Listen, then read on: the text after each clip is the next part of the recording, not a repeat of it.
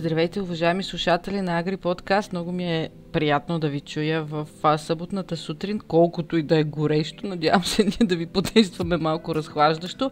С мен е Христина Василева. Ние тази седмица естествено има много интересни теми, за които ще си говорим двете. Здрасти, Хриси! Здравейте от мен! Това, за което така може да кажем, че събитие от седмицата беше вчера. ОСП, Общата селскостопанска политика, навърши 59 години, колкото и да не е чак толкова интересно, може би, като тема. Това е много важно, защото в крайна сметка цялото земеделие на България, на Европа се движат точно по линията, която е определена от тази политика. Тъй, че честита рожден ден! Честит рожден ден на най-старата политика на Европа. Точно така, и тази с най-много бюджет е важно да се каже. Знаеш какво се готви пак, няма да обсъждаме към момента тези неща, защото може би това е една от малкото седмици, в които малко си почиваме от ОСП. Имаме, между другото, много по-интересни национални неща, за които да си говорим, но хайде да тръгнем първо по реда на земеделските, твърде земеделските. Да не е политика, да. И да кажем какво става с реколтата. Ти следи темата, какво се случва с пшеницата, например. Знам, че много добри добиви, времето върви с стопаните. Да, времето за сега да чукнем на дърво, слава Богу, голямата жега настана, може би, и такава суша настава вече по време на жътва, което е много хубаво. Знаеш, че те много се притесняват фермерите да не вземе да завали, докато женат.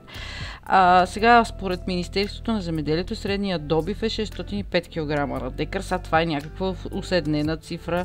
Ние публикувахме един материал, мисля, че не да го направи, точно за на различни места от България, какъв е горе-долу средния. Всъщност Катето направи материал по райони, а не да направи от Министерството. Хубаво е да влезете да си прочетете естествено подробно, защото няма естествено да ви ги четем нещата, но към момента това, което се индикира, че доста добре върви да чукнем на дърво, всичко е по-по-по. За разлика от миналата година. И докато фермерите са на полето, ще бъдат посетени. Точно така, започват теренните проверки. Всъщност на сайта ни може да видите от кога до кога реално трябва да стоите и да се оглеждате, както се казва, на зъби на ногти. Дали ще ви посетят или не от Фонд земеделие. И да се скриете, ако нещо се налага. Къща съм в трактора. Да, заключвате се в трактора или в комбайна и не ги пускате. Ако се налага, разбира се, но аз съм сигурен, че всички са изрядни и добрички и си вършат нещата както трябва. Между другото, може би е хубаво да направим една отпратка, тъй като си спомням по-рано през тази седмица и ние писахме, разбира се, по новините се съобщаваше за много пожари и запаляне на стърнища. Да припомним, че тази година Фонд земеделие ще следи за това и стърнища, които са умишлено палени или пак не, няма да получават субсидия. Така че внимавайте, не правете тези неща, за да си получите парички. Те пожарите, трябва да, те освен, че са умишлени, по някой път се случват и от голямата жега. Знаете каква е прогнозата. Малко по-късно ще говорим за нея, така че ако видите пък пушици или нещо такова, веднага сигнализирайте, за да няма бели, да не замине пък на някой реколтата накрая. Както си говорим за реколта, знаем, че земеделие и реколта няма без вода. Напояване. Точно така. Любимата ни тема последните дни, даже може би седмици, е къде заминаха онези пари, които бяха обещани от предишното ръководство на Министерството за напояване, за рехабилитация на напоителни системи и така. Тази седмица аз имам чувство, че нямаше някой от нашия екип, дето да не е написал материал. Някой по два, за това нещо. Имаше обидени овощари, които не са канени на срещи. Имаше срещи с заместник министър Георги Събев, на живо, онлайн, който можа, както можа, така се среща с него. След това всички дружно отидаха при Атанас Пеканов, който към момента още е вице-премиер и служебен министър на европейските въпроси, ако не се лъжа, може би лъжа точната му длъжност, но този същия младеж, защото той е на 30 години, беше и в парламента в четвъртък. Аз проследих неговото изслушване. Най-ми беше естествено интересно частта с напояването. Там получи няколко въпроса. Включително и Десислава Танева. Да, включително Десислава Танева. Там влязаха в диалог, беше много интересно. Искам да ти кажа, че с интерес го наблюдавах. Даже успях да хваня на стоп кадър неговата физиономия, когато тя твърдеше, че те всичко са си свършили. Той така доби вид на човек, който, нали, погледна така, че ти сериозно ли? Ти сериозно? В смисъл, да, на мен много ми направи впечатление наистина точно това. В твой материал го гледах, аз не успях да ги гледам на живо. Няма нужда, то беше крайно дълго. Какво всъщност са направили и просто така... ми направи впечатление, че тя казва, да, ние си направихме всичко и той, не сте, в смисъл, всички знаем, че не сте. Да, то се получи така, нали, дума срещу дума. Ние можем само да гадаем кой е прав. Кой е крив, кой е прав. Да, така че там малко дали несигурно стъпваме, не можем да вземем отношение. Просто отношението, което можем да вземем всъщност е, че фермерите си искат парите, защото са им обещани. Най-вероятно те са, как да кажа, вече са си набелязали идеи какво да се случва, как да се случва и с крайна сметка наистина наблюдаването е нещо важно и ако не се случи, трябва да се измисли как да се случи. Дали ако не се случи по този план. И понеже занимаваме нашите слушатели цяла седмица с тази тема, предлагам сега да си починем от нея. Една друга вечна тема, като например виртуалните животни. То не бяха технически грешки, не бяха гнилни кампании. Само да вметна, че това беше материал на Катето още от понеделник, който доста добре се чете. Над почти 13 000 прочитания имаше петък след обед. И извинявай, че те прекъснам, но според мен тази тема просто потъна в напояването. Знаем, че е важна. Ти си, кажи. Между другото, за да допълня и приключа това, което ти казваш, напояването, разбира се, че е важно. За напояване ще използвам глагола ревем. В смисъл, наистина крещи цялото ни земеделие от нужда нещо да се поправи и да се оправи. Като цяло в цялата страна нещата не са добре и както ти започна, земеделие без напояване и без вода не може да се случва. Така. Да вършим за виртуалните животни, които леко наистина изтекоха, но нали, ясно защо вече разбрахме. Материалът наистина на Катето, тя беше питала Министерството, ще има ли още внезапни проверки, както стана ясно и преди, след като така, и Министерството и Агенцията по храните се прехвърляха топка за това откъде идват тия виртуални животни, въобще има ли ги, няма ли ги, какво се случва и нали, всеки гледаше така леко да си поизмие ръцете. Все още не знаем какво се случва. Това е така. Щом са започнали проверки, щом имаше даже такива, как да кажа, санкции някакви, значи реално има някаква случка. И Министерството да се надяваме да продължи и новото ръководство, нали, да продължи в тая насока. То, че се случва нещо, сигурно се случва, но мен ме притесняваше до голяма степен цялата тази неизвестност, която между другото и фермерите също говориха за нея. И то, нали, тук не говорим само за виртуалните животни, а като цяло и за интервенции, и за бъдещ период, и за ОСП, и за стратегически планове и така. Общо взето доста неизвестни наистина и виртуалните животни попадат в тази графа с големите неизвестни. Така както знаем, провеждаха се проверки в Бургас, Сливен, Хасково, Варна, Шумен, Търговище и къде ли не. Естествено, ние попитахме Министерството, ще има ли все още внезапни проверки или питоплатено приключваме темата. Може да видите в материал на нашия сайт, на Катето. Мен лично ми остава все още неизвестна тази тема. Ти прочете ли отговорите? Прочетах отговорите. Разбрали ги? Не. Отново така бих казала, че едно забърсване. Според мен умишлено. Според мен умишлено се пише неясно. За да не взимат отношение, да няма конкретика. Не искат да казват какво точно се случва. И както казах и преди, цялата неизвестност леко ме побърква. Тебе сигурно си представи сектора, но аз имам и друга теория. Може би и те не знаят какво се случва. Затова е така. Което ще е много притеснително, ако е така.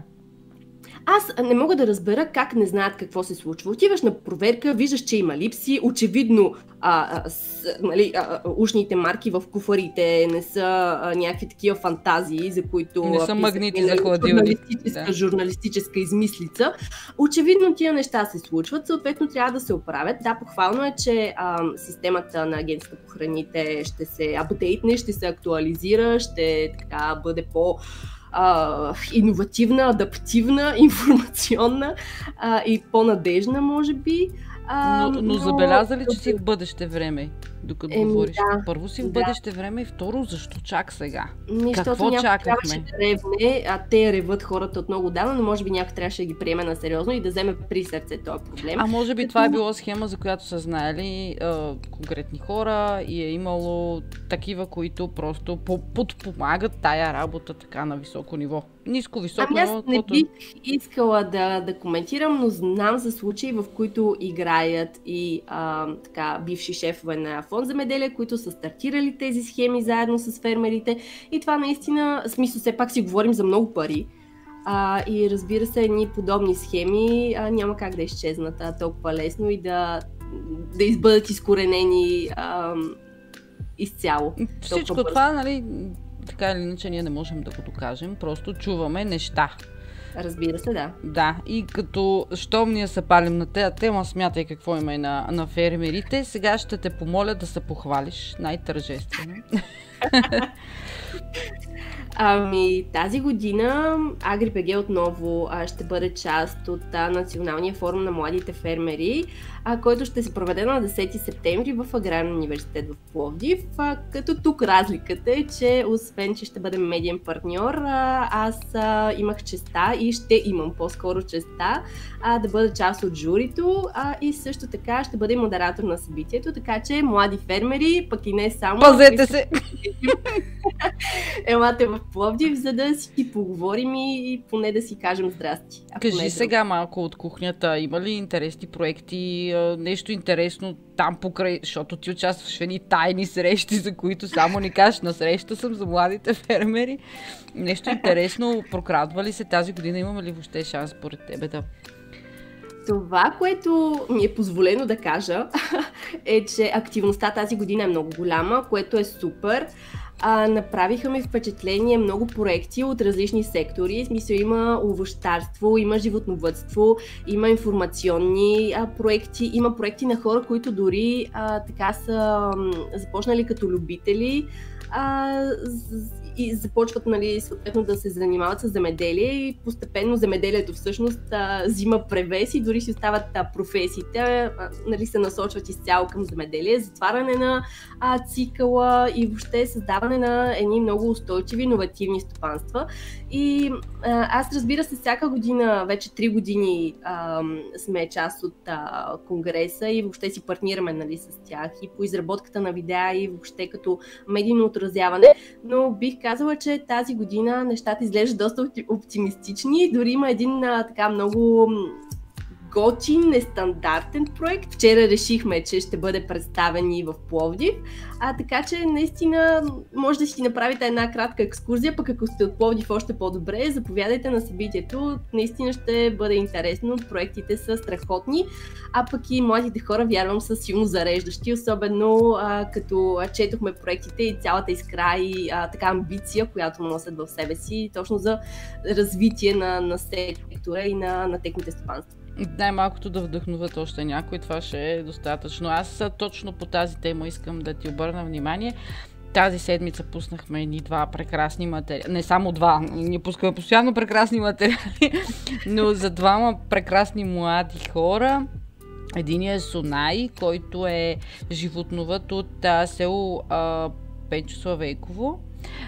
Той е говорил за сайта на Националната асоциация за развъждане на говедо от породите Монбелиард и Симентал, като ние сме използвали техния материал и сме го пуснали при нас, естествено цитирайки ги. Сунай е много интересен, казва, че дори да не знае нещо, просто търси информация, опитва се да намери каквото му е необходимо, направил си е страхотна кравеферма, аз даже мисля, че ще се организираме съвсем скоро да отидем да снимаме. А другия материал е за дамата ни. Тази седмица дамата ни се казва Валери Коничева и много силно препоръчвам да прочетете и ти, Хриси, материала, защото не само защото е дама, не само тя е с пчеларство се занимава, но момичето има уникална биография за 20-те си години.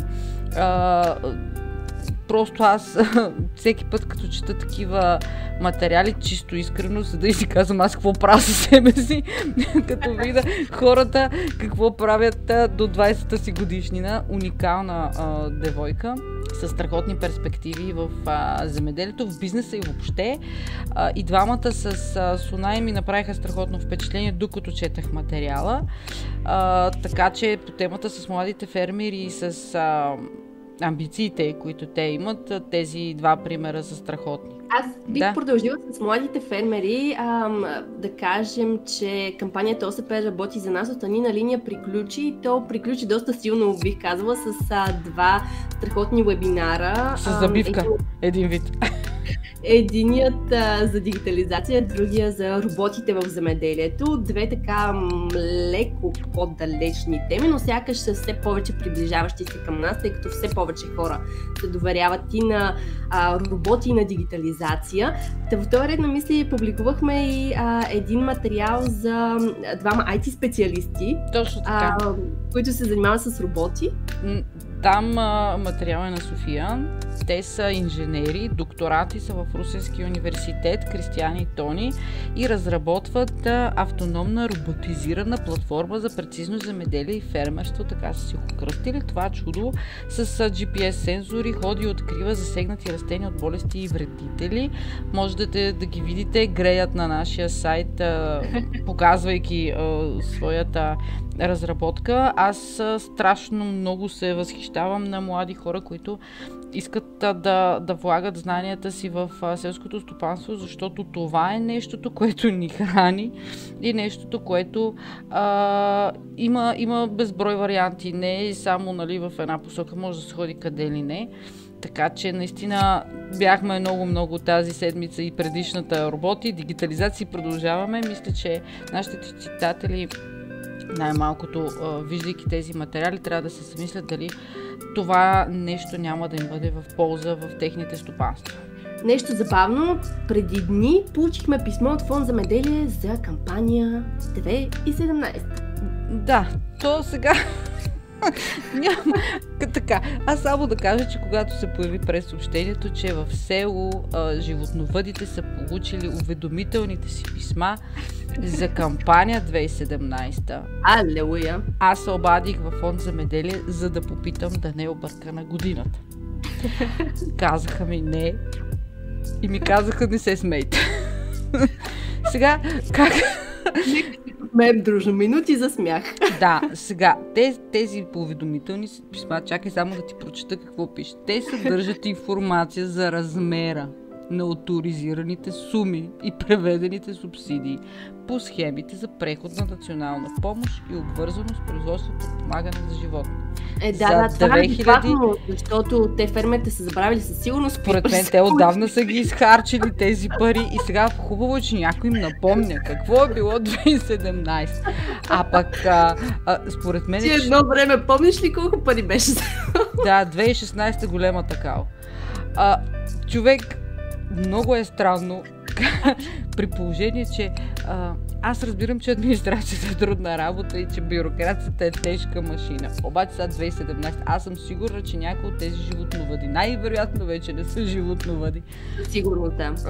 И вече тези уведомителни писма са нещо, което просто ще си, да не кажа, че ще го качат на пирон някъде, но ще свършат, ще обелят някой картоф върху него. Страшно е, цялото ми уважение към Фонд Земеделие, но това нещо е... Не знам как да го нарека, ти как би го нарекла? Не знам, не искам да използвам дума, която може да обиди някой, но така с това писмо се повеселихме И за да... Аз бих казала, че нали, без никакви лоши чувства и аз да кажа към Фонд Земеделие, така можем да завършим поредния ни подкаст с нещо забавно, позитивно, както всеки път се опитваме да извадим, да може да се посмеете. Ти това за позитивно го броиш, така ли да разбирам? За позитивно. Хората са си получили писмата най-накрая, Биляна. Как да не е позитивно? Да, добре. Преди само да завършим, да припомним на фермерите, че се очакват горещи дни и ще е хубаво, освен да поливат, стига да имат възможност, нали, напояването да им дава тази възможност, да се пазят и те самите, защото знаем, че това са хора, които са почти постоянно на полето и е важно да останат живи и здрави. Това беше всичко от нас за тази събота. И за тази седмица обещаваме да не изчезваме за дълго време, най-много за седмица от вашето полезрение. Хубава седмица!